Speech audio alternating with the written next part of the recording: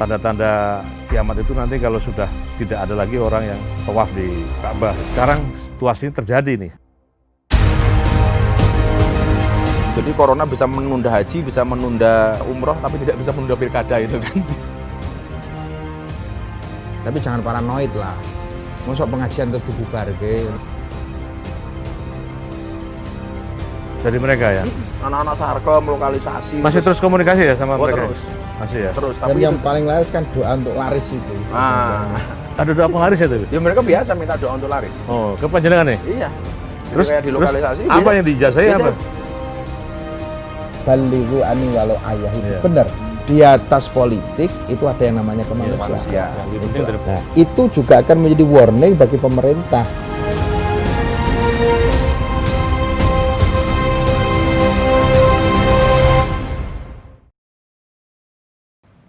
Assalamualaikum warahmatullahi wabarakatuh. Waalaikumsalam. Alhamdulillah malam hari ini kita berada di kawasan satu candi yang sangat ikonik, yaitu Candi Borobudur. Tepatnya di sekitar atau di pelataran Borobudur, di mana candi ini adalah merupakan salah satu 7 dari keajaiban dunia. Dan alhamdulillah kita di tempat yang istimewa bersama orang-orang yang sangat istimewa. Malam hari ini kita akan ngobrol santai, ngalor ngidul, menenteramkan hati kita sekaligus mencerahkan suasana hati dan batin kita bersama orang-orang yang terpilih.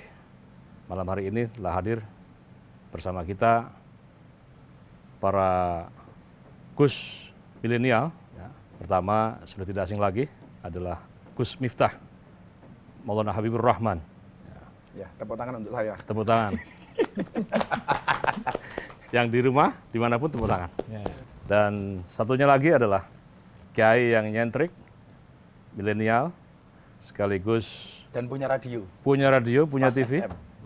punya restoran, punya rumah sakit, Punya istri yang paling penting. punya istri. Ya.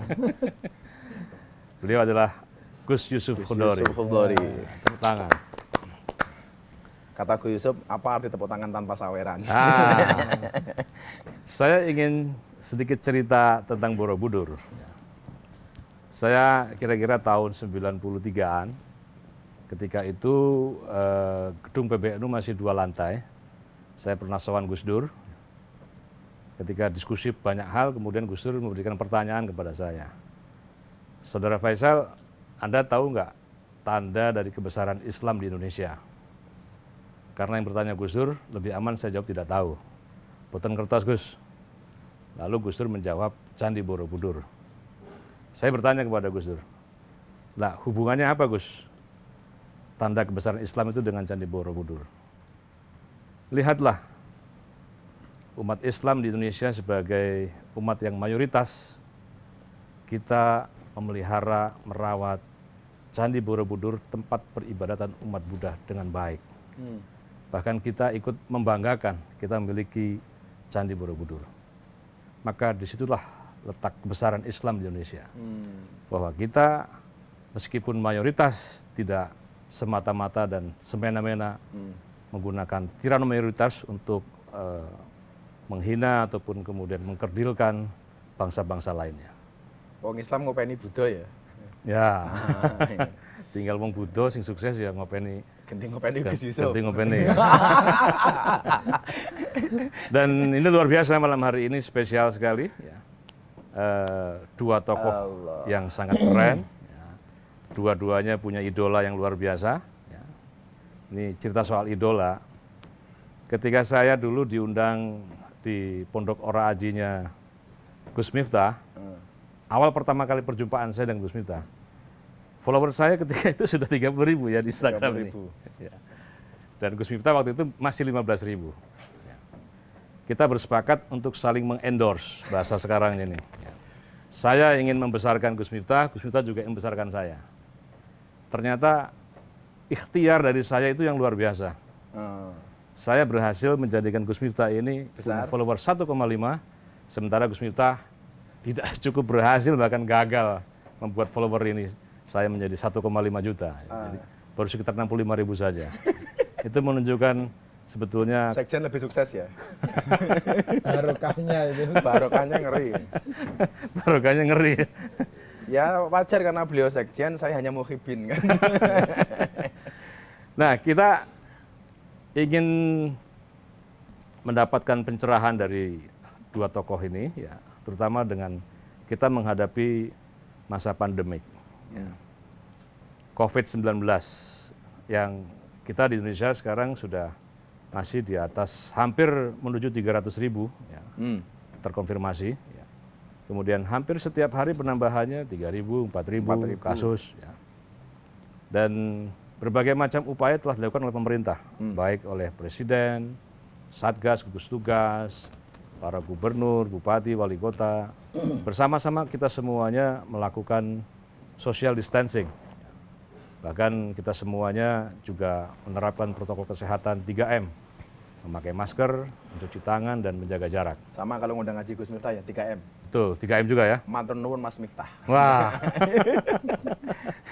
Apalagi yang ngundang PBNU, waduh. Waduh. Tuh, 7,5 M. iya ya. Pitulungan setengah makso. Ya, jadi kita ingin penjelasan ataupun pencerahan dari dua ini, terutama begini. Dalam senario terburuk, seandainya pandemik ini selamanya tidak akan pernah bisa hilang. Ya. Kira-kira kita sebagai umat yang beragama, yang harus selalu optimis itu, bagaimana mendapat situasi ini? Monggo. Monggo sing sepuh riyen. Oke, Gus Yusuf. Monggo, Gus. Kita disepuhkan ini. Disepuhkan. Asapnya ampuh. Ya memang sampai hari ini kan belum ada yang tahu Pak Sekjen sampai kapan pandemi ini berakhir kan. Sampai kapan pandemi ini berakhir. Maka apa yang sekarang sering disebut dengan budaya hidup baru atau new normal atau apa, mungkin itu ya menjadi salah satu apa ya, salah satu yang harus kita lakukan. Ya. Budaya yang jelas kan ini juga sekarang masyarakat sebetulnya budaya ini sudah ada dulu. Yang namanya bersih-bersih itu kan kita sudah diajarkan sejak dulu. Ya, Tapi kemarin kita terlupakan. Nah sekarang diingetin lagi kita untuk menjaga hidup yang bersih, yang higienis. Ini salah satu upaya lahir itu. Tapi tidak bisa dinafikan, itu adalah upaya secara batin. Karena kita hati-hati boleh, tetapi tidak boleh panik kan, jelas. Kita waspada boleh, tetapi jangan ketakutan. Ya. Karena kalau ketakutan kita belum apa-apa udah mati duluan gitu kan. Jadi ya tetap kita hadapi aja situasi ini dengan perasaan-perasaan yang ya kalau bahasa Gus Miftah mungkin ya tetap senang, tetap happy. Ya. Karena dengan bahagia itu imun kita juga terjaga kan. Ya. Tetapi kita tetap sekali lagi hati-hati. Kita tetap menggunakan protokol kesehatan, tapi jangan paranoid lah. Masuk pengajian terus dibubarke. Ya. Ya, tapi masalahnya apakah mungkin menyelenggarakan pengajian ya di tengah pandemik begini? Ya, Gus. Ya, pengajian menurut saya kan ini ada dua hal. Satu imunitas dan satu imanitas. Ya. Imunitas ini harus dijaga, imanitas juga penting. Karena kita punya keyakinan bahwa pandemi ini ada yang menciptakan dan pasti ada yang akan memberhentikan. Ya. Nah itu harus dijaga. Tapi ya memang pengajian Gus Miftah ini luar biasa. Pengajian itu sebenarnya kalau kita yang di kampung-kampung nggak apa-apa. Tapi kalau kedatangan beliau ini jadi wabah, pengajiannya diludak gitu loh. Ya ini yang memang menjadi problem kan di situ. Pengajiannya nggak apa-apa, tapi jangan kerumunan gitu kan. Iya. Repot. Jangan-jangan kalau saya pengajian lama-lama ada stempel baru Jan. Apa itu? Presiden Corona lah istilah. Ya. Jadi ya. Nah, jadi berarti kita akan memasuki satu kehidupan baru ya. Iya. Jadi kehidupan baru itu artinya kalau nanti memang setahun, 2 tahun memang ini ternyata pandemik ini juga belum berakhir. Sementara anak-anak sekolah itu tetap harus, ke masjid juga harus, gitu kan. Tetapi sebelum ke arah sana kan kita harus melakukan langkah-langkah utama dulu. Iya. Makanya ada PSBB, PSBM, ya, ada Tapi memang PSBK. saya melihat Gimana, Gus? pemerintah Gus itu Miftah sekarang? seringkali kebijakan itu membingungkan. Contoh beginilah, bahasa new normal itu Gus, saya dari awal menolak. Iya, iya, iya. Karena menurut orang awam itu new normal ya wis normal itu. Iya, iya. Jadi dan ini selalu saja pemerintah melakukan kesalahan yang sama menurut saya. Satu, overlapping di antar kementerian itu sendiri. Kemudian bahasa-bahasa yang digunakan bagi saya tidak cekli lah itu.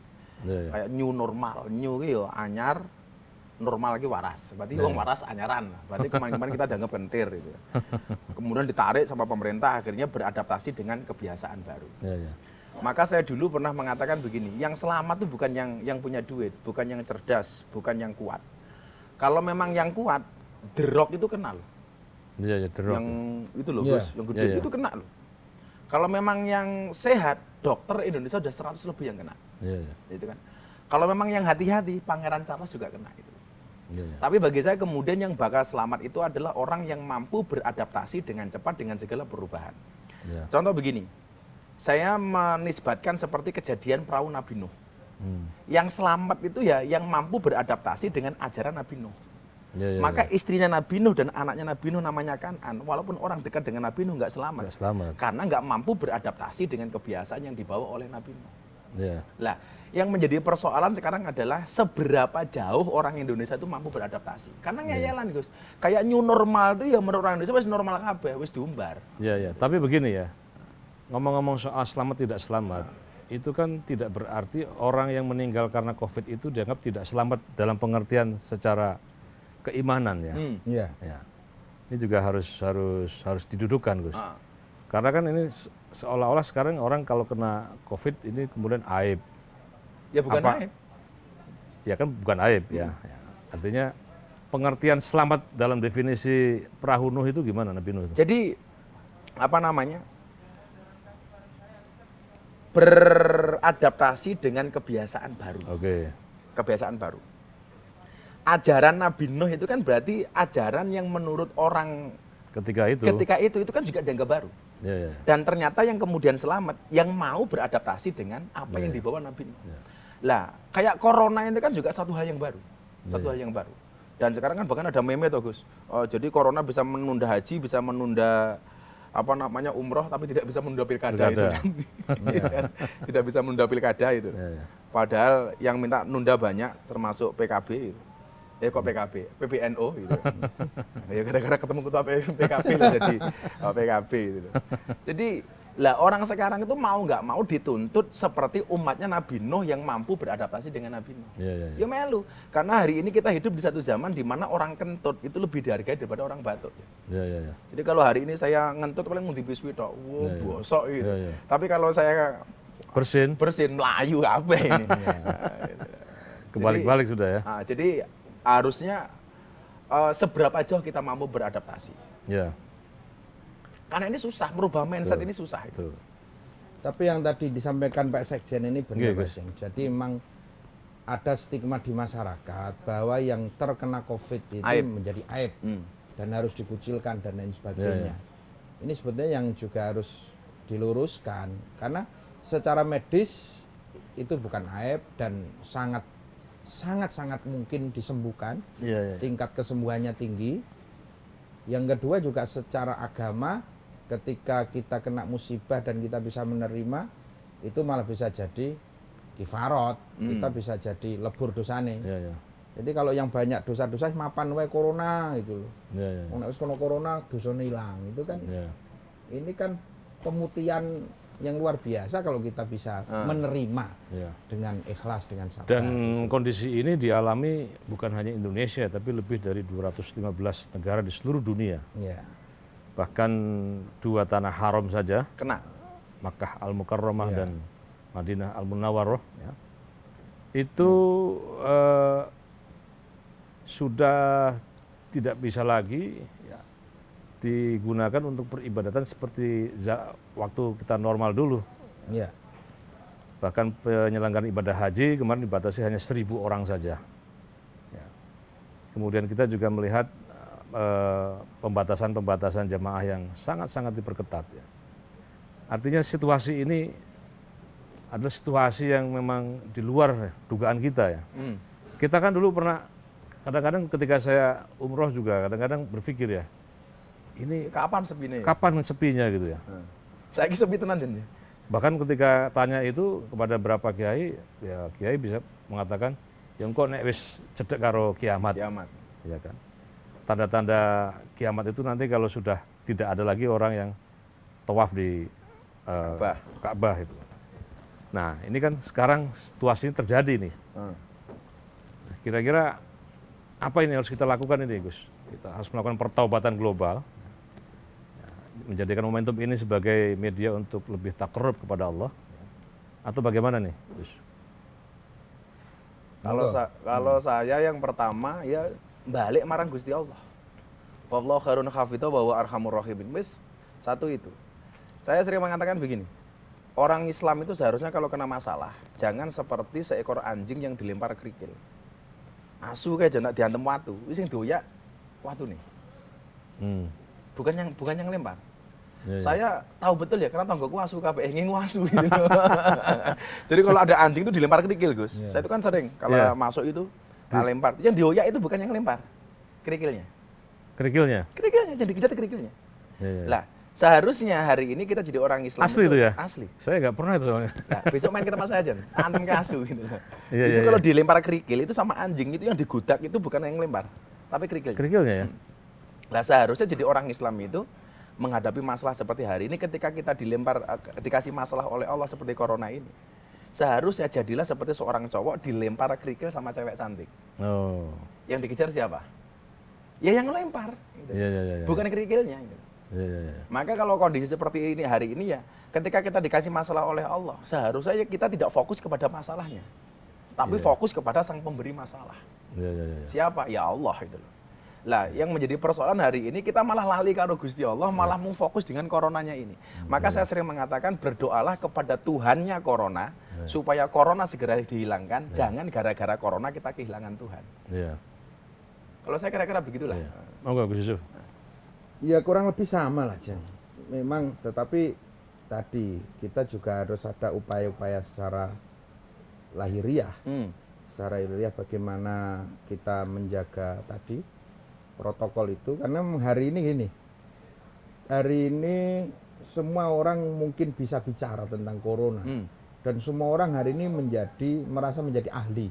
Iya, iya.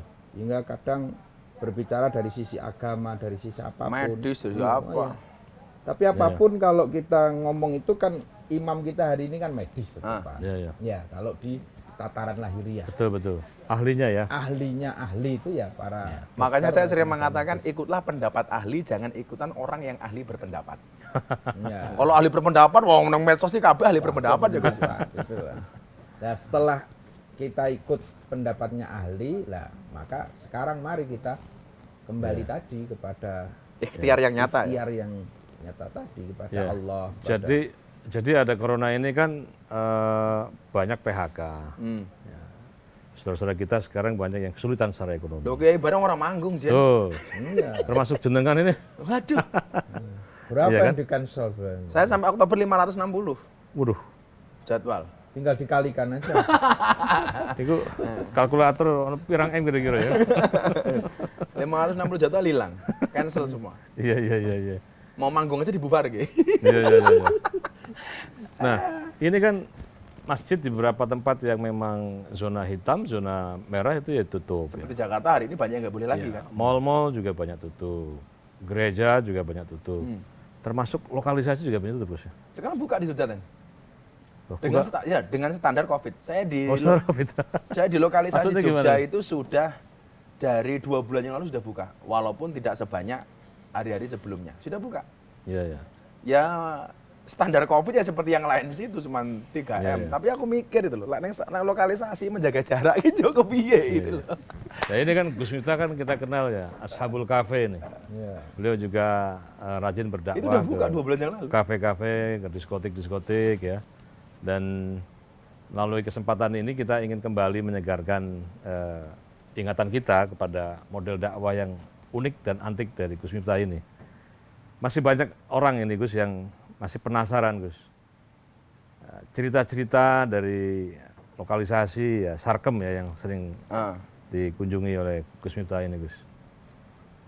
Mungkin sering ketemu mereka yang sekarang sudah kembali ke jalan yang benar, atau mereka yang ingin kembali tapi susah. Mungkin bisa diceritakan di sini, Gus. Saya justru terakhir-terakhir ini banyak DM dari orang non-Muslim. Orang non-Muslim yang kebetulan juga kerja di tempat seperti itu. Ya. Tempat seperti itu. Saya kemarin terakhir podcast sama mantan LC. LC itu ladies skirt. Jadi kalau di apa LC apa? Ladies? LC itu ladies skirt. Jadi kalau di Pantura namanya PK, pemandu karaoke. Atau kalau di daerah Jawa Timur bagian sini namanya PL. Pemilih lagu. Atau bahasa yang paling tren namanya purel. Perempuan rela diusel-usel, kira-kira itu. Itu ya mereka kerjanya di puskesmas lah, pusat kesenangan mas-mas. Karena kan mereka kerjanya cuma mewarnai, Gus, mewarnai kehidupan rumah tangga orang lain. Jadi saya malah banyak mendapat DM sekarang itu dari teman-teman non-Muslim yang akhirnya tertarik untuk belajar Islam gara-gara citra Islam yang menurut mereka menyenangkan dengan kajian-kajian di tempat seperti itu. Bahkan ada yang masuk Islam juga jangan-jangan, Gus? Saya dari jalur itu sekarang cukup banyak. Banyak. Mereka rata-rata ketika kemudian datang ke pondok atau ketika saya tanya itu ya karena kaget saja gitu loh. Kaget saja. Bahkan di beberapa tempat itu saya membawa pendeta untuk ikut di tempat yang sama karena saya yakin tidak semua orang Islam ada di situ. Dan di situ. Dan kalau ngomong itu ya mereka juga banget kena imbasnya, Jen. Kalau ngomong corona macam-macam itu. Pendapatan mereka juga menurun. Makanya saya bilang sama mereka, ya kalau kalian nggak punya uang, banyak tagihan macam-macam, silakan datang ke pondok saya. Dibayar bah ora. Piye? Ayo nangis bareng gitu. Lah pada susah ya meneh. Pada saya meneh. Dan alhamdulillah mereka hari ini juga malah justru kesadaran untuk ngaji, Gus. Itu semakin tinggi hari ini.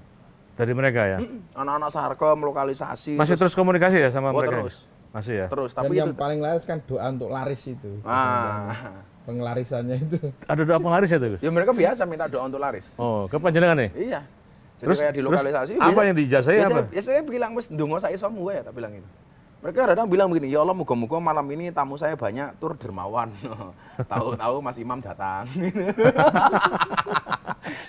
Imam itu tuh ya? Oh, tapi bikin penyuluhan. Oh iya, penyuluhan. Saya pikir apa namanya salah satu hikmah corona, Gus. Jadi apa namanya kesadaran beragama ini malah menaik loh. Malah naik. Termasuk di tempat-tempat seperti itu. Ini saya baru sebulan di Sarkem itu sekarang permintaan mereka sangat tinggi. Saya besok rencana itu ada ngaji di sana sekaligus bagi sembako untuk mereka itu. Jadi saya pikir kalau saya dari dulu cuma ngomong tok di tempat seperti itu, tak pikir efeknya nggak sebesar sekarang, Jin. Tapi ya saya ya gelem usul ya kudu uwul gitu loh. Nah, Gus Yusuf ini kan juga beliau juga mengasuh pondok pesantren yang santrinya mungkin puluhan ribu ya kalau dijumlahkan itu ya. Kondisi Covid kayak gini bagaimana Gus intinya, Gus? Ya, pesantren hari ini. Ya ditanyakan bagaimana itu apanya? SPP-nya atau? Ya, macam-macam. Kan pasti santri banyak yang tidak bayar SPP. Pas santri mau masuk, itu kan sudah 4 bulan wali santri nggak pada kerja.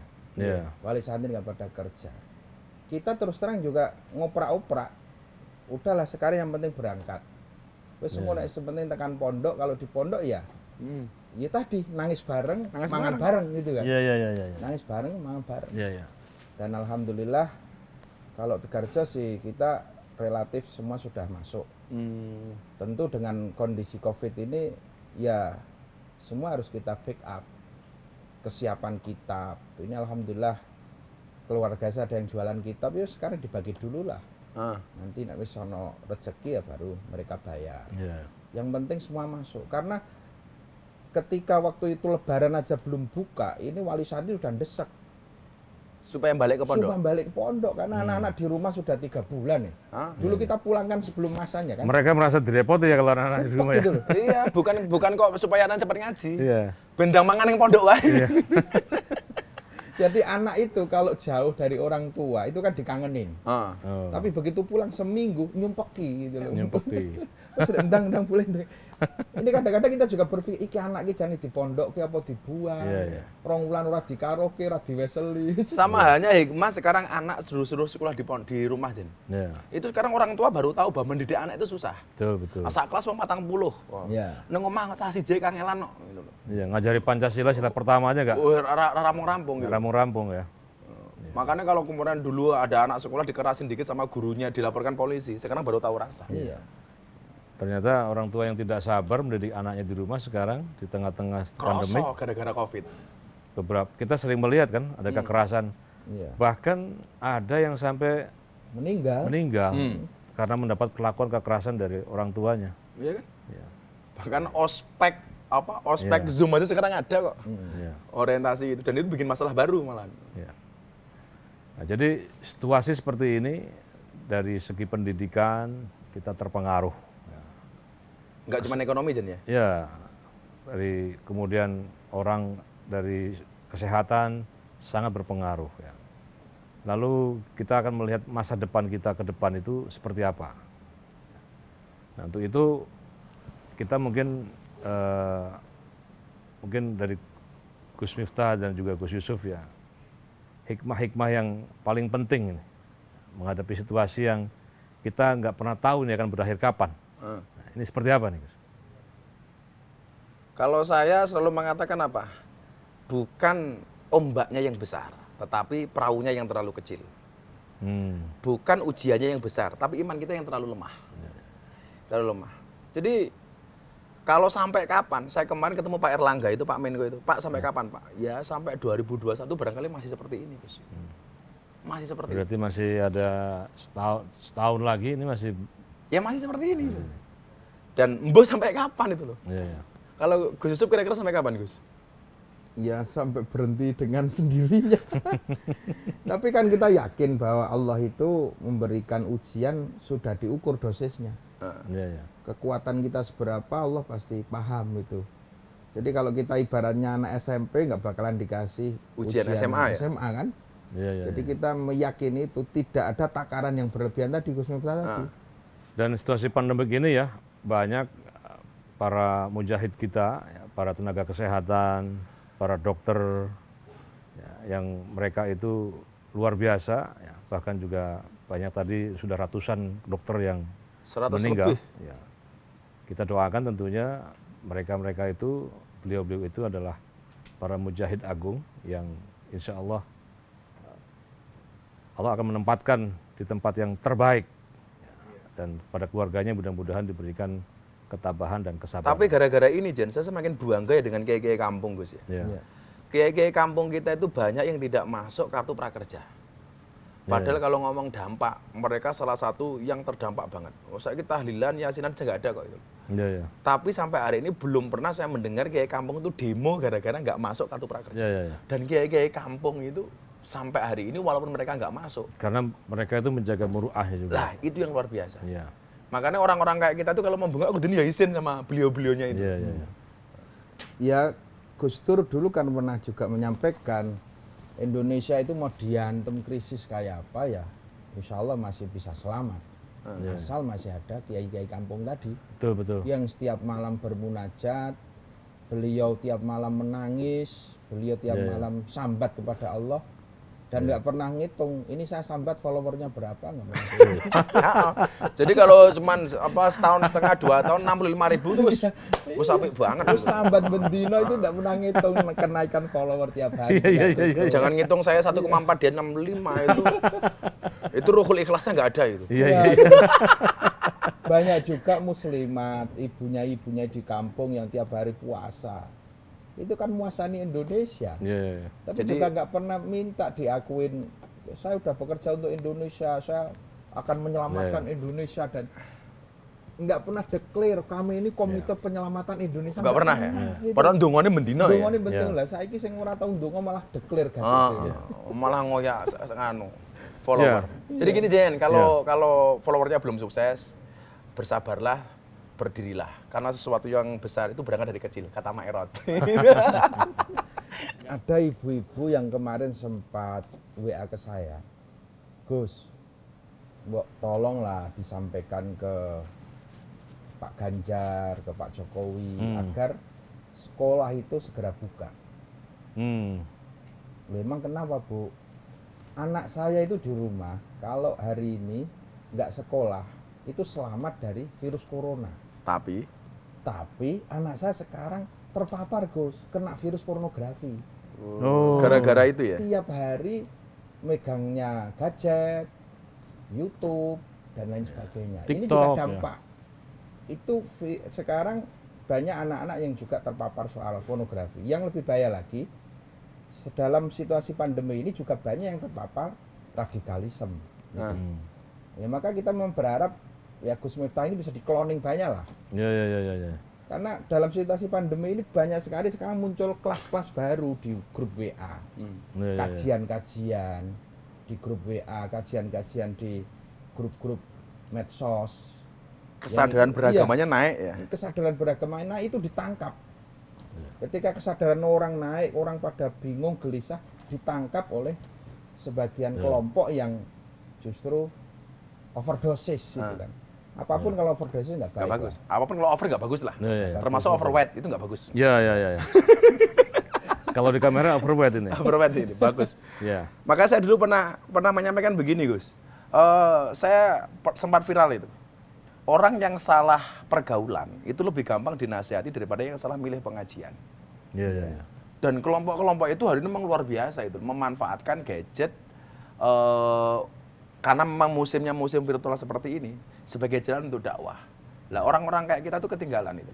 Maka saya dulu kenapa kemudian ketika ditanya, kenapa sih Gus harus dibuat happy, relax dan menyenangkan itu? Ya supaya mereka mencari kesenangan bukan di luar pengajian, Gus. Ya. Jadi kalau banyak kemudian figur-figur agama itu menyenangkan, maka mereka tidak akan mencari hiburan di luar itu. Ya. Kenapa mereka mencari hiburan di luar itu? Karena mereka tidak pernah mendapatkan kesenangan ketika ngaji. Kayak saya bilang, orang yang datang ke klub malam, ke dunia hiburan, itu orang senang apa orang susah? Pasti orang susah. Orang susah ya. Orang susah. Maka kenapa klub malam disebut dunia hiburan? Karena mereka menghibur diri di tempat itu. Ya. Pertanyaan saya, kenapa mereka mencari hiburan di tempat dunia malam? Karena mereka nggak terhibur di pengajian. Ya. Kenapa mereka nggak mencari kesenangan di klub malam? Karena mereka nggak mendapat kesenangan di tempat pengajian. Makanya kudune, ini tradisi ahlu sunnah itu loh. Pengajian-pengajian yang menyenangkan. Ya. Saya kemarin bilang begini, ada yang DM saya begini. Ini ya karena orang kita perlu ngomong. Kamu itu nggak usah ngaji. Saya bilang, kenapa? Ngaji ini minimal kelasnya kudune kayak Gus Bahak. Ya. Saya bilang. Ada yang ngomong gitu? Iya, saya bilang. Idealnya, dai-dai kita tuh semuanya kayak Gus Bahak. Ya.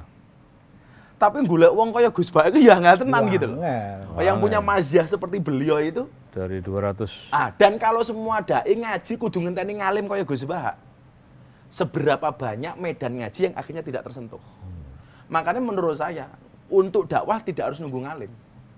Kalau harus nunggu ngalim, Gus, akan semakin banyak kemudian orang-orang terpapar hal yang tidak jelas. Makanya sebetulnya tugas kenabian ya, meneruskan risalah itu, Kanjeng Nabi kan pernah dawuh, sampaikanlah dariku meskipun satu ayat ya. Nah, jadi sebetulnya semua orang, semua netizen itu punya peluang untuk berdakwah. Jadi tidak harus ngalim maksudnya. Misalnya apa? Jihad di dalam bersosial media itu. Ya, kalau dalam Quran disebutkan ud'u ila sabili rabbika bil hikmati wal mau'izatil hasanah. Seru dan ajaklah manusia ke jalan Tuhanmu bil hikmah. Kalau kita nggak bisa menyerukan, ya sekarang memberikan like, ya kan? Jariah subscriber lah. Iya, jariah subscriber, jariah like, memberikan komen yang baik, kemudian men-share, ya, postingan-postingan dakwah yang baik lah. Kita kan sudah bisa menentukan baik. Itu sebetulnya sudah melakukan berdakwah. Kalau saya dulu itu landasannya ngeten, Gus.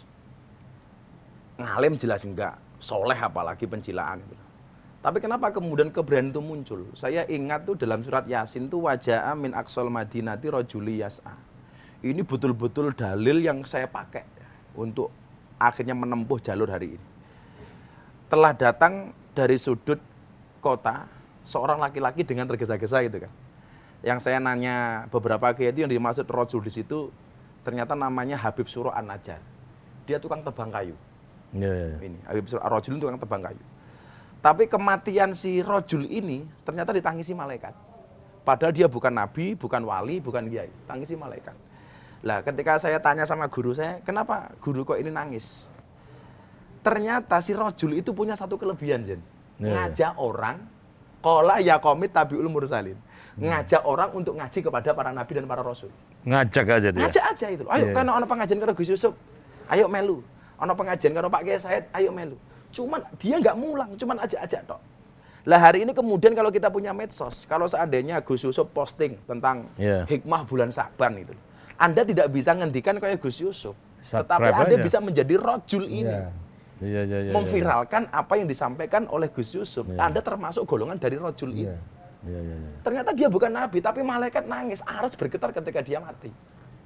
Mengajak-ajak uang supaya gelem ngaji. Lah, saya bilang begini, kita menjadikan penampilanku, packaging itu menyenangkan. Supaya orang tertarik ngaji. Lah wis gelem ngaji tenan, ayo sowan Gus Yusuf, ayo sowan Gus Baha, ayo sowan Kiai Said. Tapi kan butuh orang kayak saya, Jen, SPA. Apa itu? Sales Promotion Akhirat. Jadi digawe menyenangkan dhisik, begitu orang tertarik ke tempat saya kayak beberapa kali, kula seneng kali Islam Gus, kula pengen ngaji tenan, dealer surga ya. Iya, kula kedah sowan sinten. Saya arahkan ke Tegalrejo, saya arahkan ke Ploso, saya arahkan ke Gus Bak dan lain sebagainya. Cukup saya menjadi marketing. Marketing. Jadi saya itu tergerak dengan rojul itu, Gus. Awalnya cuma itu. Ya, kalau seperti Gus Miftah kan kita paham posisinya menjadi marketing. Dan sekarang ini yang repot banyak orang yang kelasnya marketing tapi sudah merasa menjadi dealer. Gitu. Nah, ini yang repot. Dan marketing kelasnya dealer ya, kayak dealer ya.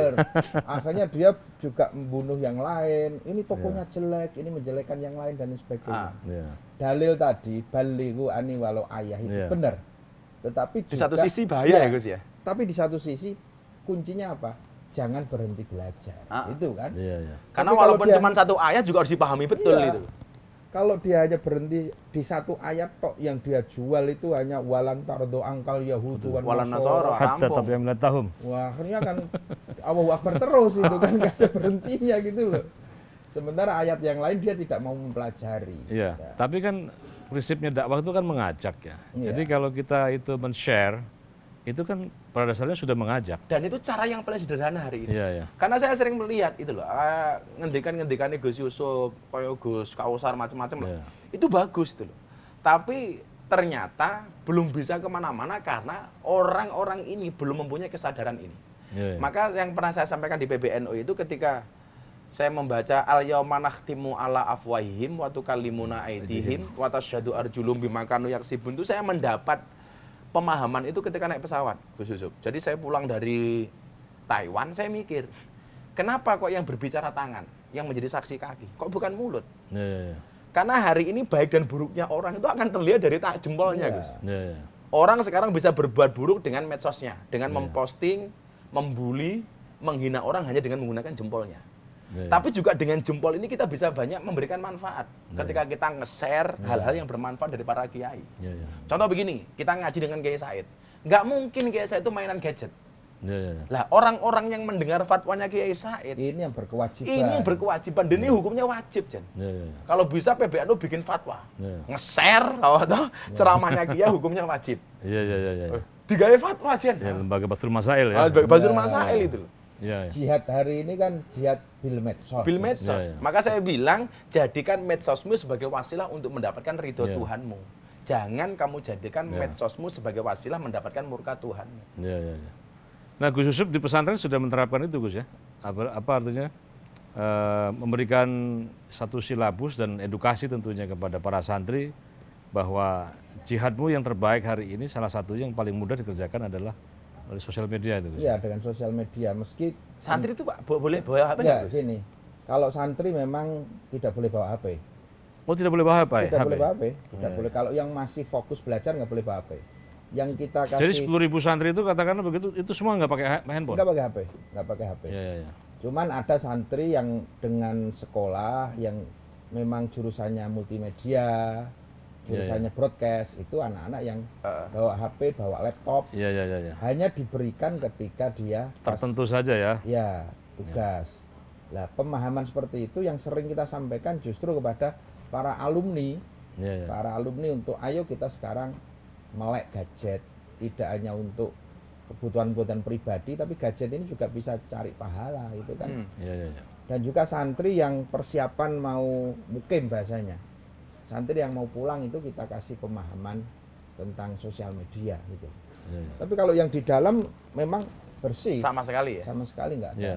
ada HP. Tapi itu tidak berhandphone itu kenapa Gus? Kan sebuah tuntutan sekarang ini. Karena anak-anak ini masih labil, itu satu. Masih labil dan anak-anak ini masih butuh fokus. Iya, iya. Butuh fokus untuk belajar, untuk ngaji gitu loh. Apalagi yang dengan sekolah ini kan juga terpecah antara ngaji dan sekolah ini. Apalagi kalau kemasukan HP.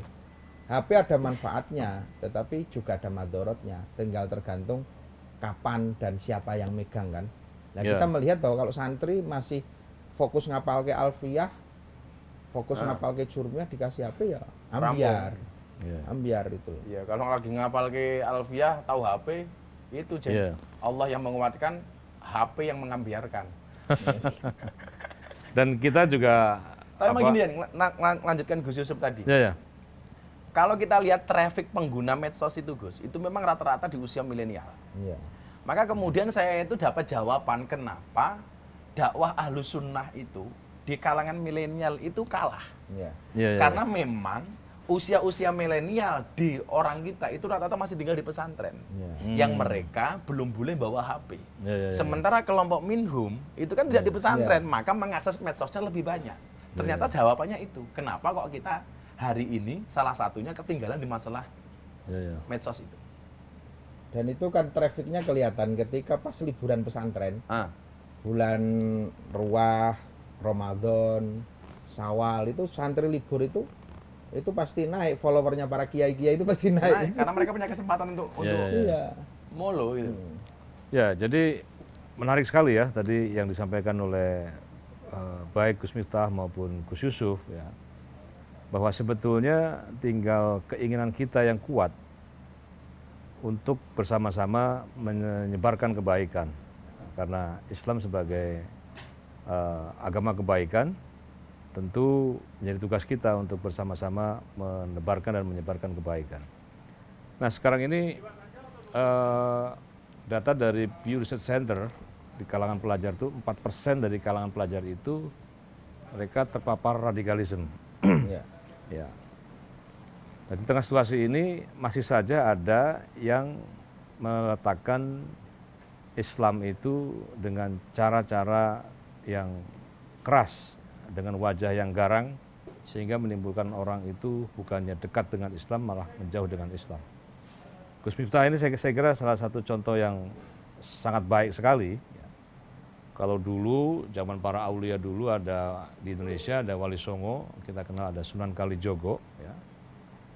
Perdebatan antara Sunan Kalijogo dengan Sunan Giri itu juga luar biasa soal menerapkan dakwah melalui budaya.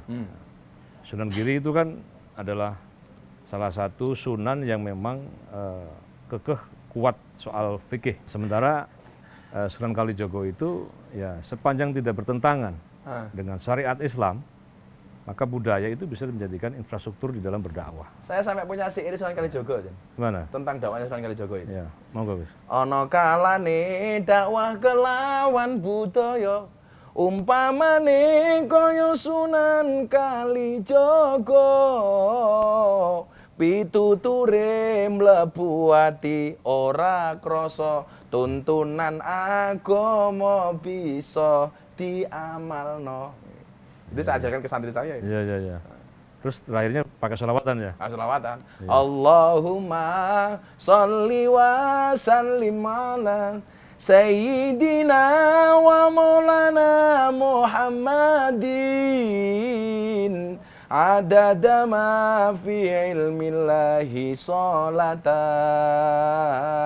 daimatan bidawami mulkillahi. Ya Allah, luar biasa. Dan saya kira Ya layak lah ini Gus Miftah kita sebut sebagai Sunan milenial ini ya. Bukan, kalau saya pernah Gus, di Hong Kong itu Mbak Kung Yan. Kalau di sana saya disebut Presiden Kung Yan. Kung Yan itu Jadi apa? Kung itu ART di sana, asisten ART, rumah tangga. iya, iya. Kalau saya masuk ke Hong Kong itu kaosnya Presiden para Kung Yan. Gitu. Mereka manggil saya wali YouTube. Wali itu. Wali YouTube. Karena tontonan mereka ketika bekerja itu ya cuma dengerin YouTube, delok YouTube. Dengerin YouTube ya.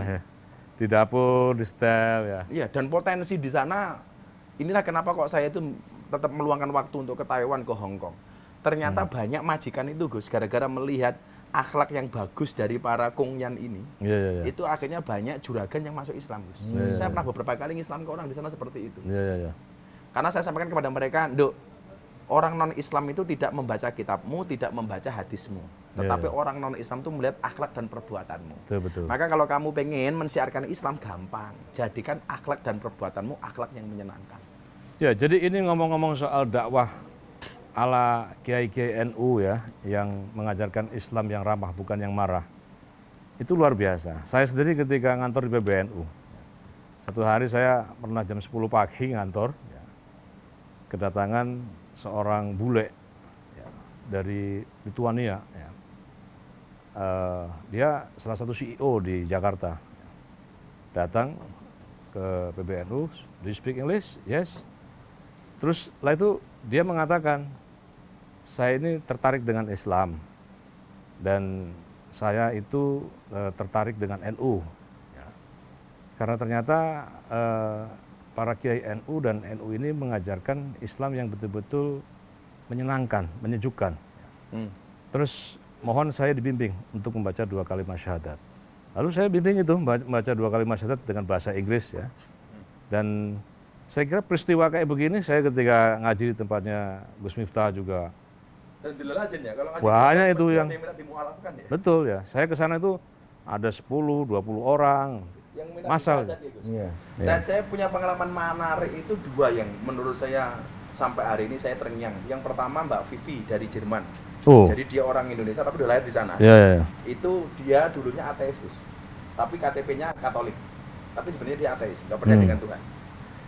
Datang ke Jogja, DM saya, dia bilang, Gus, I will to be Muslim. Terus saya tanya, agamamu dulunya apa? Ateis. Ateis. Menurut dia itu Islam itu agama yang kotor lah. Gitu. Wah, nggak jelas. Lah, dia itu masuk Islam hanya gara-gara saya berbicara soal indahnya kematian untuk orang Islam.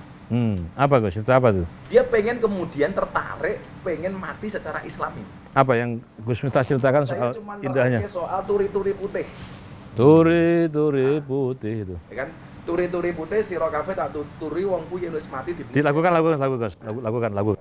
Turi-turi putih dilakukan. Oh, ini nggak ada sawerannya, Don. Tapi perlu ini Gus Miftah udah lama nggak manggung. Nggak manggung, makanya banyak ini untuk Jadi sampai sorenya males. mengobati. Kerja males. Tenang Gus, $5.000 Gus. Masuk apa makjul ini? Kalau podcastan sama Mas Imam itu ini bayarannya bukan dolar, Jen. Ya, apa itu? Yen, mata wong Jepang. Yen Yen opo? rono ya disangoni, yen rono ya matur nuwun. Jadi saya waktu itu nerangke tentang turi-turi putih. Iya, iya. Turi-turi putih ditandur ning kebon agung. Turi-turi putih ditandur ning kebon agung. Ana cleret tiba nyemplung, mbok ira kembange apa? Mbok ira kembange apa? Lah ternyata si Vivi ini, Gus, walaupun dia tinggal di Hamburg. Iya. Itu dia tahu bahasa Jawa karena aslinya Solo. Iya. Dia japri saya, kenapa Anda pengen masuk Islam? Dia bilang habis nonton pengajian saya tentang turi-turi putih. Iya. Waktu itu saya sampaikan, turi-turi putih sira kabeh tak tuturi, wong kuwi yen wis mati dibungkus kain kafan rupane putih. Iya. Kain putih. Kalau sekjen ini besok bolehlah pakai warna hijau, sekjen toh. Paling malaikatnya bengok, wow, lontong. Marmoga, warga NU kayak gitu. Itu dia penjelasan turi-turi putih itu menurut dia masuk akal. Akhirnya dia datang jauh-jauh dari Hamburg satu keluarga. Saya masih ingat saya dibawakan kaos Munchen 2 kaos. Iya. Dan dia akhirnya minta disadarkan di pondok. Satu lagi dari Jerman, dari Australia. tepatnya dari Canberra. Ya, tadi soal putri-putri itu apa tuh? Hikmah dari apa tuh? Dia bilang ternyata kok ketika saya menyampaikan kewajiban orang mati, orang hidup kepada yang mati, dari memandikan, mengkafani, mensolatkan, kemudian menguburkan, itu menurut dia menarik. Menurut dia menarik, dan dia tidak pernah mendapatkan pembahasan itu sebelumnya. Iya. Menurut dia itu Islam itu jorok. Apalagi ada talqin ya. Udah bisa. Apalagi talqin menjadi menah itu. Iya. Menurut mereka itu Islam itu jorok kumuh. Karena selama ini dia sering melihat dokumenter itu loh, pesantren macam-macam itu didelok kayak gitu. Begitu mendengar penjelasan ini menurut dia menarik. Dan dia akhirnya ke Jogja minta diislamkan. Satu lagi si Antonio Skodori dari Canberra.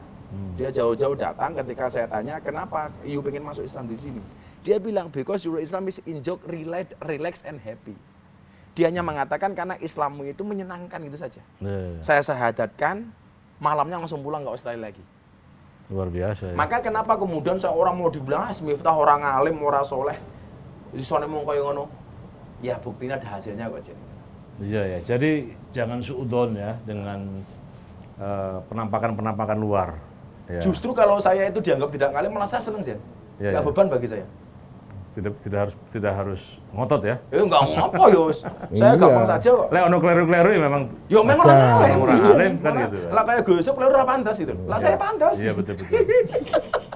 Jadi masih ada kan kelompok-kelompok atau sebagian masyarakat yang sumbu pendek ini, ya Gus Yusuf ya, yang misalnya ketika awal sekali dulu Gus Miftah viral itu, sholawatan kok di diskotik gitu kan, pengajian kok di diskotik gitu. Jadi dan ketika itu kan orang banyak yang nyinyir ya, mencibir. Mereka tuh nggak mungkin lah akan kembali ke jalan yang benar ya.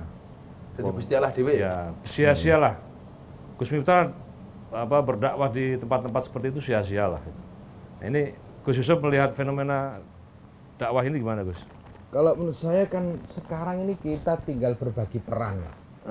Tinggal berbagi peran itu loh. Peran seperti beliau ini kan saya pun juga nggak bisa. Saya melebu diskotik malah bablas rabali gitu loh. ini beda lagi gitu loh. Iya. Gus Miftah masuk di pesantren nunggoni santri-santri mungkin. Ya betah paling saya. Betah itu kan. Iya. Dan juga orang betah ya, Gus ya? Iya. Orang betah. Makanya saya kalau ngaji di pondok itu kan seminggu sekali nggak mesti Jen. Iya. Jadi kalau Gus Yusuf masuk diskotik, orang balik malah ya? Orang balik bablas itu. Ya, terus gimana Gus?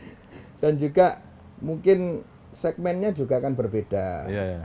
Hari ini ada Gus Baha itu kan. Tuh. Itu alim, bersahaja, luar biasa ya. Gitu loh. Wali lah beliau ini sekarang. Iya, terus beliau juga punya jamaah sendiri. Iya. Ada Gus Miftah, ada yang seperti Gus Mus, Pelan, itu juga semua menurut saya memang ada posisinya sendiri. Iya. Dan seperti Gus Miftah ini malah ibaratnya madangi jalan petang gitu loh. Waduh. Kalau yang udah terang benderang gini kan enak aja kita. Iya. Saya ngaji di pesantren, itu kan. Itu memang dari rumah anak-anak itu udah niat ngaji. Itu loh. Jadi model apapun diterima gitu loh. Model apapun diterima. Tapi kalau kayak Gus Miftah ini kan ngaji wong sing urung niat ngaji. Betul. Jadi lebih sulit. Saya ndak kudu golek kacamata sik itu loh. Kadang apa jenengan make upan, kadang ini pakaiannya gimana. Ini lebih luar biasa. Iya. Memang salah satu yang selalu dikritik sama orang-orang haters itu soal pakaian, Gus. Iya. Soal pakaian. Kiai kok ngaji ning anu koyo ngono bentuke. Iya. Ya, saya nggak apa-apa lah. Karena saya punya prinsip. Kalau ada orang membicarakan kekuranganmu, tersenyumlah. Kenapa? Karena kekuranganmu saja diperhatikan, apalagi kelebihanmu. Wah, luar biasa. Dan kita itu tidak pantas memang menghakimi seseorang dari penampakan luar ya. Orang yang mungkin sekarang auratnya terbuka dan seterusnya. Kita nggak pernah tahu kan, seperti yang Gus Miftah podcast baru-baru ini ya. Iya, sama mbak-mbaknya itu. Iya, kan kita nggak pernah tahu bahwa 2 rakaat yang pernah dikerjakan oleh si mbak-mbak ini mungkin bisa itu yang menutup kekurangan di itu buka yang aurat. utama mungkin daripada setiap malam tahajudnya kita kan. Iya. Kita nggak pernah tahu kan itu, Gus. Itu kan Saya itu rahasia pas semua. pernah betul-betul nangis, Gus ya. Ngaji di Masjid UGM. Masjid UGM ada mbak-mbak pakai ini tutup karena dia malu kan barangkali. Iya. Dekat, Assalamualaikum Bah. Waalaikumsalam. Karena anak di kafe sama di lokalisasi manggil saya Abah. Ya. Waalaikumsalam. Dia nangis tahu-tahu, lah kamu siapa kok nangis? Saya jamaah Bose, kalau klub alam. Lah kenapa nangis? Sebulan yang lalu saya masih ngaji sama Abah di Bose. Di Bose. Dan alhamdulillah hari ini saya di Jogja, Jalan Magelang. Ya. Jalan Magelang. Dan alhamdulillah saya sekarang bisa di sini. Doakan saya istiqomah. Artinya dia udah nggak di situ lagi ya sekarang ya? Iya, makanya saya selalu mengatakan apa? Dia udah keluar sejak sebulan itu setelah pengajian terakhir. Dan ini orang yang betul-betul dari keluarganya nggak pernah ngaji. Iya. Pokoknya wong mentah itu, cewek mentah, ya jualannya kayak gitulah pokoknya. Maka saya selalu sering mengatakan apa? Kita itu sering menjadi hakim bagi kesalahan orang lain dan menjadi pengacara bagi kesalahan kita sendiri. Ya. Kalau ada orang salah kita vonis semaunya. Tapi kalau kita punya salah dibela semati-matinya itu. Betul. Lah barangkali penerimaan itu, Gus. Saya wallah, saya selalu mengatakan, saya itu tidak alim. Maca kitabku membleketot gitu. Iya. Bener, saya akui. Wong kita paling dhuwur sing tak waca iki mung takrib kok. Iya. Gitu. Beneran. Iya. Jadi kalau kemudian kenapa mereka bisa menerima? Saya pikir bukan masalah konten ya, tapi masalah kaifiyah. Iya. How to do-nya ini. Iya. Yang ketika saya masuk ke sana itu saya tidak hanya berbicara soal ngaji, tapi manajemen. Kayak saya sering mengingatkan ke mereka, ingat kamu masuk ke sini karena apa? Ke sini kamu sekarang udah dapat apa? Dan jangan sampai kamu melupakan tujuan kamu dulu ke sini. Contoh begini, Gus. Saya itu banyak mahasiswi yang masuk ke tempat seperti itu gara-gara apa? Orang tuanya nggak bisa ngirimi duit, maka dia ambil cuti, kerja di tempat seperti itu supaya dia bisa melanjutkan kuliah. Dan banyak kasus begitu cewek itu punya uang lupa dengan kuliahnya. Lah tugas saya mengingatkan mereka, ingat loh, kowe mbiyen ngene lho, Nduk. Awalmu melebu kerja seperti ini karena supaya bisa melanjutkan kuliah. Betul. Kalau sampai hari ini kamu nggak kuliah, kamu salah. Iya. Dan ternyata itu diterima, Gus. Kayak saya bilang, duit di sini tuh nggak berkah, Gus. Kenapa? Uang setan dimakan iblis. Saya bilang, nggak ada istilah uang setan dimakan iblis. Yang ada itu adalah yang pegang uang, itulah yang kayak setan, yang kayak iblis. Ya akhirnya saya punya banyak kasus, anak LS itu ngumroh ke uang tuanya, Gus. Iya. Saya kalau ditanya soal hal haram, saya nggak jawab. Dari hasil itu Dari ya? hasil itu. Iya. Yang bangun masjid, ngumroh ke uang tuanya, bahkan berangkat haji ada. Bagaimana hukumnya umroh dengan uang seperti itu? Ya itu urusannya Allah lah gitu. Saya kalau ditanya, Gus ada pahalanya nggak? Ya mohon maaf Gus, kita bukan panitia pahala gitu aja. Iya. Ya bingung lah Gus jawabnya itu. Saya bukan ahli fikih. Iya. Dan kembali bahwa ketika perbedaan itu ya dikelola dengan indah itu luar biasa. Ya, kita kan sudah mengenal di kalangan NU, kita kenal ada NU garis lucu. Yang sekarang ini juga diikuti oleh Katolik ini. Katolik garis lucu. Saya teringat ya ketika Mas Deddy Corbuzier ketika awal setelah membaca 2 kalimat syahadat dibimbing langsung oleh Gus Miftah dan diundang ke PBNU. Itu Deddy Corbuzier itu menceritakan, saya ternyata ketika masuk Islam itu menjadi perdebatan antara NU garis lucu dengan Katolik garis lucu. Kata NU garis lucu, alhamdulillah kita punya saudara baru, akhirnya Deddy Corbuzier masuk Islam. Lalu dibalas oleh Katolik garis lucu. Wong dulu zaman dia masih Katolik juga jarang ke gereja kok. Lalu NU garis lucu kan dikenal cerdas kan. Lalu menjawab lagi NU garis lucu. Diambil hikmahnya saja. Siapa tahu dengan masuk Islam, jadi warga NU, jadi anggota Banser, setiap Sabtu Minggu malah rajin ke gereja. Jadi bahkan Deddy Corbuzier ya, setelah masuk PBNU juga jadi lucu. Dia ketika datang di Kramat Raya itu, ribuan orang masuk itu udah susah sekali kan waktu itu, Gus. Dan ketika sambutan ke Deddy Corbuzier, pertama kali dia mengatakan, saya baru kali ini membuktikan bahwa warga NU itu orang baik. Apa cirinya? Dompet saya masih aman, nggak ada yang nyopet katanya. Jadi ini luar biasa ya, karena seorang Deddy Corbuzier yang kita tahu ya, selalu berpikirnya logis dan seterusnya, ternyata akhirnya minta dibimbing oleh. Dan saya bilang sama Deddy, karena banyak orang bilang ngeten Gus, Miftah ki ngekup Deddy supaya nggak belajar sama orang lain. Salah betul, betul salah.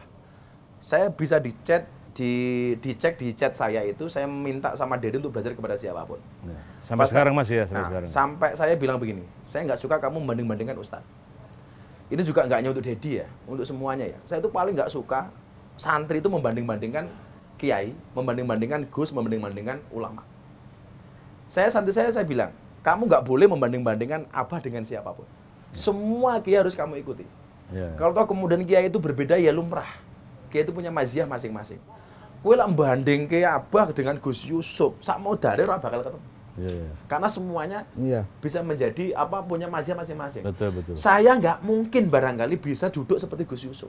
Betul, Dan Gus Yusuf barangkali juga susah untuk menjadi seperti saya. betul, betul. Maka kita tuh nggak ada hak Gus membanding-bandingkan aku seneng dengan ini, nggak seneng dengan itu. Dan ini penyakit loh Gus di santri itu, di jamaah itu. Ya, ya. Suka dengan ini, nggak suka dengan itu. Kenapa saya bilang, kamu nggak boleh membanding-bandingkan habaib. Lah, kowe iki dua habaib kok banding-banding ke habaib. Ya. Kowe iki dudu kiai kok banding-banding kiai. Itu penyakit loh Gus. Ya, ya. Ini menurut saya bahaya. Kalau Ya. menurut Gus Yusuf pripun Gus? Ya, di satu sisi bahaya memang. Kalau kita antar para kiai terus dibandingkan, akhirnya kan terus nanti juga dibenturkan. Setelah dibandingkan kan dibenturkan. Saya sering ada orang nanya soal hukum mamanya. Gus, ini pripun menggah jenengan? Saya kemarin dengar dari kiai sana kok seperti itu. Sudah ini mulai. Ini sudah mulai, ini pancingan kan Ya, ya, seperti ya. itu. Ya sudah, kalau kiai sana seperti itu monggo jenengan cocok, jenengan pakai. Kalau enggak juga enggak masalah gitu loh. Mungkin kiai lain juga punya pendapat yang berbeda gitu loh. Ya, ya. Kalau jatuhnya di ilmu, Ya. nggak jadi masalah Jen. Tapi kalau sudah kemudian larinya ke personal itu loh. Iya. Nah, Betul, kan kadang-kadang betul. seperti itu pancingannya ilmu, debat ilmu, tapi kemudian ujung-ujungnya ke personal ngerasani Iya, uang iya. gitu.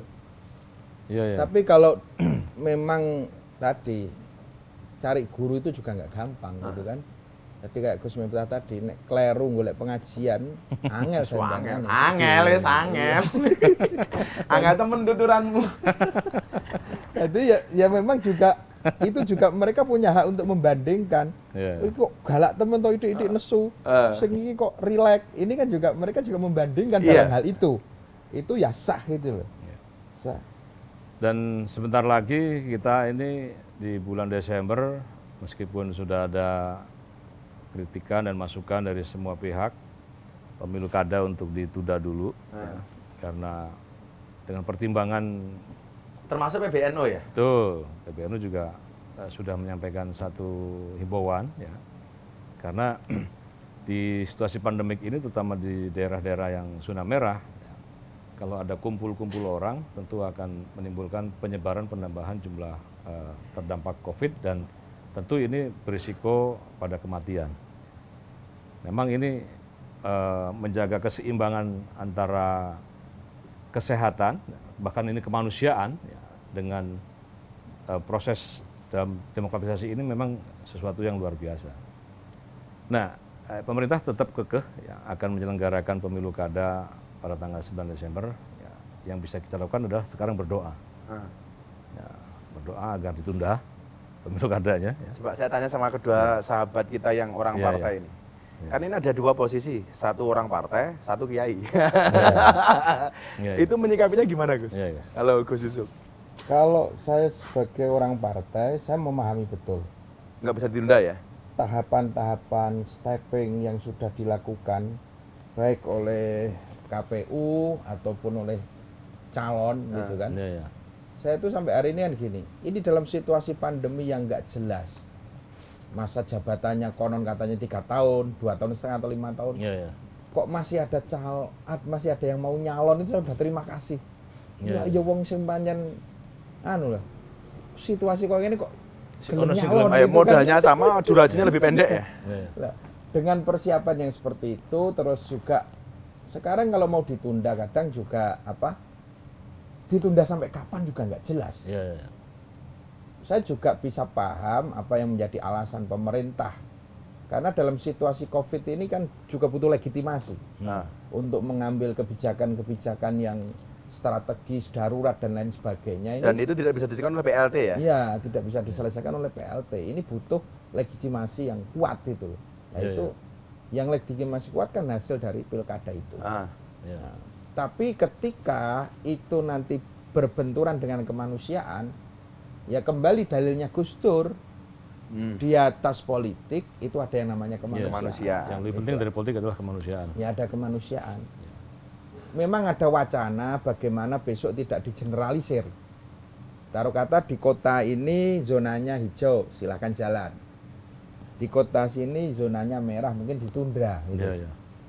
Dan juga ada yang berharap, oh besok Desember mungkin vaksinnya sudah jalan.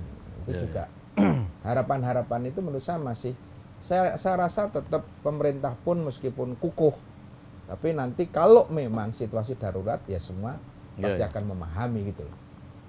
Ya, jadi sebetulnya himbauan untuk menunda pilkada itu tidak berhubungan ini pro Jokowi atau anti Jokowi. Iya. Jauh sama sekali. Jauh. Ya.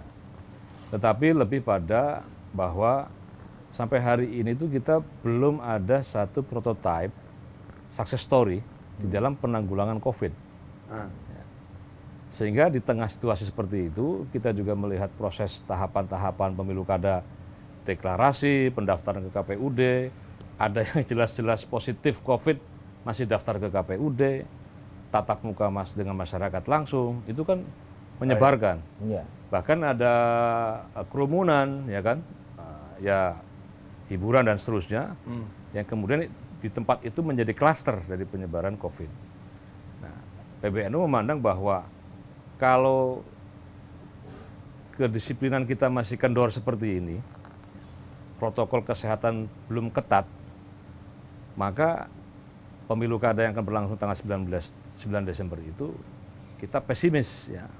Pesimis dalam pengertian ini akan menjadi ruang ataupun ini akan menjadi klaster baru bagi penambahan jumlah terdampak COVID. Ya. Dan itu kan korbannya kan nyawa. Iya. Kita jangan menghitung ada, misalnya kalau Kodari kan sangat ekstrim ya, menyebut ada 10 juta korban COVID. Jadi kalau misalnya kematian biasanya 4 atau 5% saja, 5% dikali 10 juta ya mungkin kira-kira sekitar berapa? 50 ribuan mungkin kalau nggak salah saya hitung ya. Atau 500 ribu jangan-jangan. Nah, itu jumlah kematian Gus. Nah, kan jangankan 10 ribu atau 50 ribu atau 100 ribu. Kan satu orang nyawa yang mati saja kan tidak bisa ditukar oleh apapun. Itu yang oleh Gus Dur disebutkan bahwa yang lebih penting dari politik itu adalah kemanusiaan. Ya. Maka dalam pandangan PBNU ya, ada salah satu unsur terpenting dalam maqasid syariah yang disebut sebagai hifdzun nafs, menjaga keselamatan jiwa. Jadi ini sebetulnya pandangan dari PBNU sebetulnya ya menjaga keselamatan setiap nyawa dari warga negara Indonesia itu adalah yang utama. Berapapun nyawa. Berapapun nyawa. Kita nggak bisa nyebut oh, cuma 10 mau aja kok yang mati misalnya. Nggak boleh. Nggak Tetap boleh. Nyawa is nyawa. Ya. Nah, di situ jadi Gus, jadi Ya. di situ. Saya sepakat memang NU harus bersikap seperti itu. Ya. Karena NU itu memang apa ya, organisasi yang ngopeni member itu mulai dari nang jero weteng wis didongani, Ya, ya. lahir didongani sampai mati pun juga diopeni. Ya. Ini memang salah satu kelebihannya NU. Ya. Bagaimana NU selalu mengedepankan tadi hifdzun nafas tadi. Ya. Nah, itu juga akan menjadi warning bagi pemerintah Ya. Ya. untuk bagaimana kalau memang tidak bisa ditunda. Itu bagaimana ada peraturan-peraturan yang memang Betul. harus ketat. Ibaratnya kalau paslon yang secara vulgar mengadakan pertemuan terbuka dan lain sebagainya mungkin bisa didiskualifikasi atau apa. Ya. Ini kan sekarang lagi juga dibahas tentang Ya. bagaimana sanksi-sanksi ini. Ini kalau kemarin NU nggak ngomong seperti itu ya malah tambah Kendor. kendor Tambah lagi kendor. gitu loh. Kalau saya catat cuma satu kok. Saya itu paling nggak nyaman ya. Kalau orang kemudian berbeda pandangan dengan pemerintah mesti dianggap anti Jokowi. Nah, Ya. itu. Kalau yang anu pro Jokowi. Ya. Ini kalau kita berpikirnya seperti itu, Indonesia bakal maju, Jen. Betul, Yakin saya. Ya. Contoh begini, saya itu kan selalu mengatakan prinsip saya bernegara itu kan umatan wasaton. Artinya ya kalau pemerintah bagus, murni kita dukung. Kalau ada salahnya ya perlu kita kritisi gitu. Betul, betul. Tapi kadang-kadang orang itu berubah jadi cebong, Ya. menjadi Kampret. kampret itu hanya dalam satu kasus umpamanya. Ya. Ya. Ini menurut saya nggak dewasa kalau seperti itu. Ya, Terus. ya, ya. Kayak contoh hari ini PBNU mengatakan itu bukan berarti anti Jokowi. Ya. gitu. Jauh sama sekali. Jauh sama sekali. Dan ini mindset yang dibuat di medsos. Ya. Seolah-olah gara-gara ini NU anti Jokowi. Itu nggak cerdas menurut saya. Ya. Nah, maka kalau memang pemerintah akan terus ya melaksanakan pemilu kada, ya yang bisa kita lakukan sekarang berdoa mudah-mudahan protokol kesehatannya bisa diterapkan secara sangat baik sehingga kita harapkan tidak jatuh korban, kan begitu. Karena seperti Ustadz Yusuf Mansur ya, saya lihat di postingan Instagramnya itu ada keluarga dari sahabatnya mengantarkan paslon tuh, Gus. 18 orang kena COVID, Gus. 2-nya meninggal. Jadi bisa kita bayangkan ini kalau 270 kabupaten kota loh. Coblosan ya. Ada 100 juta penduduk di sana. Ada tahapan kampanye, ada tahapan coblosan itu kan. Ya, meskipun tentu ada penambahan anggaran untuk APD sekian 3 triliun lebih kalau nggak salah. Saya kemarin dalam diskusi ya webinar itu ada dari KPU menyampaikan ada tambahan sekitar 3 triliun untuk APD bagi penyelenggara pencoblosan itu, pemilihan itu. Bukan bagi pencoblosnya kan? Panitia. Bukan bagi pencoblosan. Ya? Kan, ya itu kan 3 triliun untuk panitia toh. Ya untuk penyelenggara. Padahal yang berpotensi terpapar tidak hanya panitia, Ya, Ya. termasuk pencoblos. Tapi kan nggak ada anggaran untuk pencoblos ya. ya. Nah jadi ya mari kita pemerintah juga jangan meletakkan kritik ini sebagai anti. Ya. Dan pada kelompok-kelompok tertentu juga jangan menumpang mengkapitalisasi ini sebagai gerakan anti kepada pemerintah dan seterusnya. Ini nggak sehat lah. Ini barangkali malah menurut saya ini bentuk keadilan NU itu loh. Waktu usya'in fi mahal. Ya, emang tugasnya NU seperti itu, Ya, ya. mengingatkan. Tapi juga sebaliknya ketika pemerintah nanti jalan dengan protokol, dengan ikhtiar semaksimal, ini Bukan berarti tidak menuruti NU. Tidak mendengar NU kan betul. begitu. Tidak mendengar NU gitu loh. Mas Imam Pituduh, produser kita mana? Ini sudah berapa jam kita diskusi? Ini udah jadi 4 konten nanti ini. Udah 4 konten. Nah, sekarang kita mungkin akan mengakhiri dengan kira-kira Closing. begini, closing. Tapi sebelum ke closing begini, Gus. Ini kan sekarang orang banyak yang kehilangan pekerjaan, ya, PHK, sementara hutangnya banyak, cara membayarnya bagaimana, ya kan? Yang nggak punya utang cuma DPR kayaknya ya. DPR kan dinas pengajian rutin. Jadi Awak itu digaji nih, Jadi Gus lah ya. Gus Miftah ini juga DPR kan, dinas pengajian rutin. Nah, jadi apa bekal untuk saudara-saudara kita ini yang sekarang dalam masa sulit ini? Ya kalau saya sepakat kayak Gus Miftah, sambat kuwi orang ngrampungi masalah. Ngomongin masalah. Orang ngrampungi masalah. Sekarang kita ojo sambat. Saya sering ada orang datang ke rumah, ini gimana ini Gus? Saya kok COVID, bisnis saya, utang saya numpuk-numpuk. Saya bilangin, ojo pamer utang lah saya akeh tunggale gitu loh. Ya. Jangan pamer kesusahan itu loh. Ya. Bagaimana sekarang kita ini saling menguatkan satu dengan yang Ya, lainnya ya. itu loh. Dan kita juga yakin bahwa ini memang ujian dari Allah. Ya. Itu. Dan Allah pun dalam hadis qudsi juga menyampaikan siapa yang tidak ridho dengan ujianku, siapa yang tidak sabar dengan musibah yang aku berikan, fattakhid robban siwaya, maka ambillah Tuhan selain Tuhan aku. liane. Wah ini kan ngeri. Ngeri. Setelah itu fakhrut, maka keluar kamu dari bumiku, dari langit. Gak ada manggon ngendi, Gus. Nah, gak kayak ngerti kan? Jadi kowe dikei corona aja kok terus berpikir bahwa aku nggak hadir Iya. dalam dirimu, ya kan? Ya. Padahal kemarin kita 50 tahun dikasih nikmat oleh Nikmat, Tuhan, itu loh. Itu luar biasa. Dan Gus. lupa dengan nikmat. Iya, lupa Iya, dengan iya. nikmat, hanya perkara kecil akhirnya sekarang sambat, ngeluh, dan bahkan tanda kutip ada yang menyalahkan Tuhan. Ya. Ini kan Sebenarnya kalau orang-orang yang cerdas mengambil jalan tol untuk takur kepada Allah itu momentumnya sekarang ya. Iya. ya. Makanya Bisa kalau jadi, saya bisa jadi wali dada ini. iya, kalau saya kurangi insecure, perbanyak bersyukur. Ya. Jadi apa namanya? ketika kemudian Allah mengatakan innallaha ma'as sabirin, itu pemahaman saya begini. Ketika Allah memberikan masalah kepadamu, Allah tidak memerintahkanmu untuk mencari jalan keluar hingga penat, Iya, iya. tetapi Allah hanya memerintahkanmu untuk sabar dan sholat. Itu bos, gitu aja bos. Dan mungkin kita akan akhiri dengan kita membaca sholawat tibbil qulub, karena di dalamnya ada doa untuk menguatkan hati kita agar tidak gundah gulana. Sekaligus juga di dalamnya ada doa untuk penyembuhan bagi kita semua yang sakit. Karena sekarang ini kan kita yang nggak terpapar COVID juga kan sakit juga ini. Ya sakit dompetnya, sakit Ya, apa-apa. sakit semuanya kan. Kan PSBB. Ya, apa itu? Begitu dompet diambil PSBB. Apa itu? Pas saya buka bersih. Ah. Kita sama-sama baca sholawat tibbil qulub ya, Gus ya.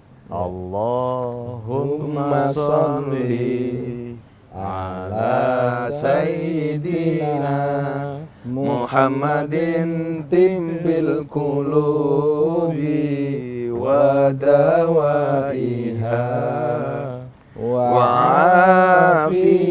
afiyatil abdani wa shifaiha wa nuril absari wa diyaiha wa ala alihi wa sahbihi wa sallim. Alhamdulillah ya, kita ini sekarang di pelataran Borobudur yang luar biasa sejuk ya, dan menenangkan, bisa memberikan kebahagiaan, berbagi kebahagiaan, berbagi cerita untuk saudara-saudara kita dimanapun Anda berada.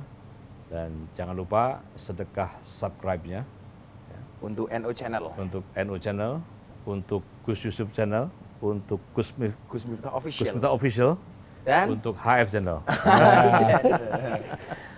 Mudah-mudahan menjadi berkah bagi kita semua.